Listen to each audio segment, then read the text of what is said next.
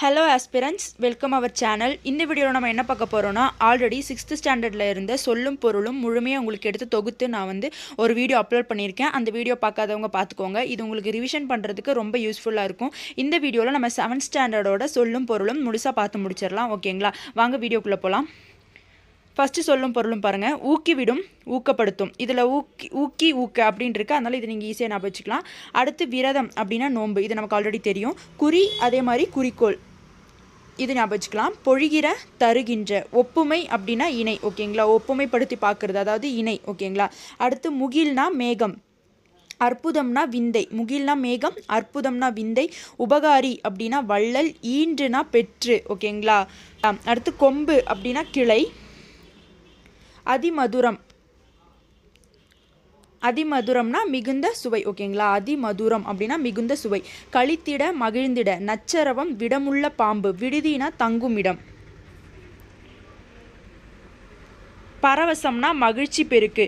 துஷ்டி கேட்டல் அப்படின்னா துக்கம் விசாரித்தல். சிற்றில் அப்படின்னா சிறு வீடு.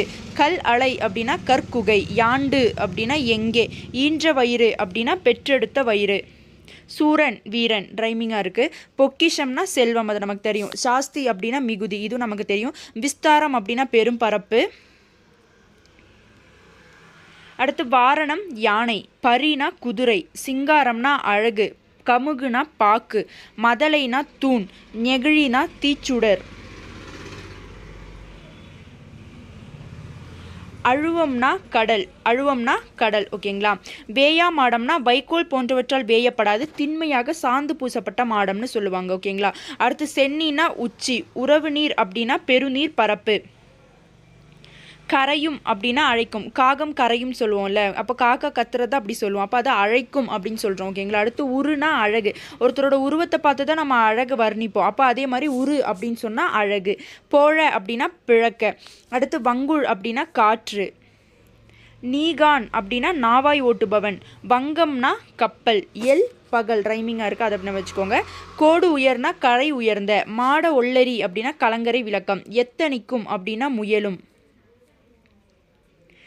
அடுத்து வெற்புனா மலை. கழனினா வயல். நிகர்னா சமம். பருதினா கதிரவன். அன்னதோர் அப்படின்னா அப்படியொரு.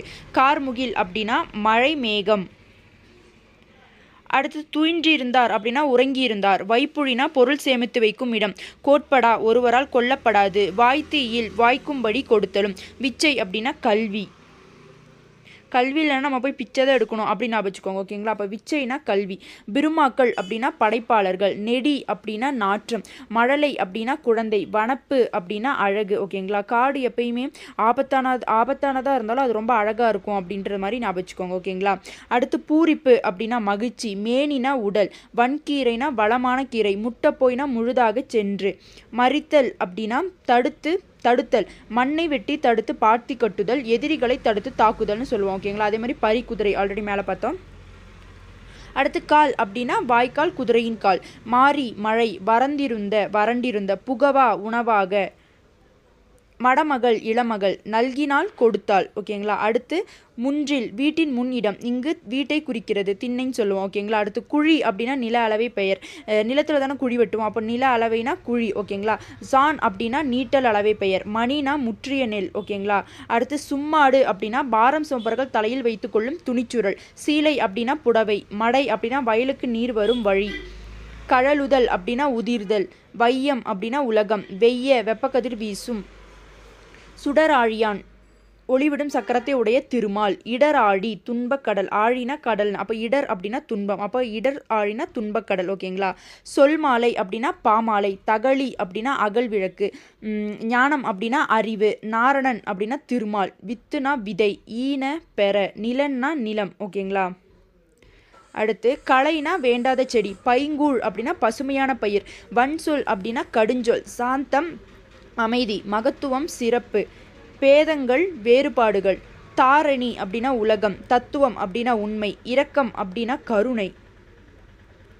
இதெல்லாம் கொஞ்சம் ஈஸியாக தான் இருக்கும். ஓகேங்களா?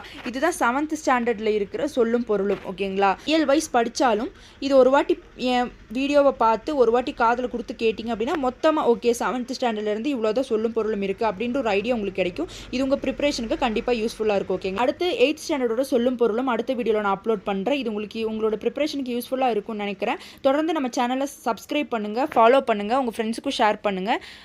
அடுத்த வீடியோவில் சந்திப்போம். Stay tune. தேங்க்யூ.